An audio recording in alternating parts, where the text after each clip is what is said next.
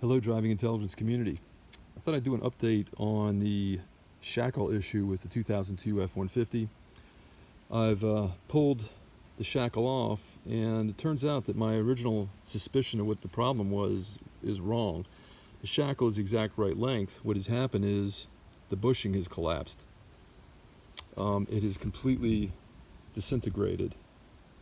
Well, not completely, but enough that it's caused the vehicle to settle on one side, so I'm glad I'm changing these out. What's a little nerve-wracking to me is that the part number that's stamped into this shackle, 410520, is exactly the same as the new one I bought, 410520, but I've never bought MaxTrack before, so I'm wondering if they source their shackle stampings from the same company. This is a little confusing to me. Obviously the bushings are different, and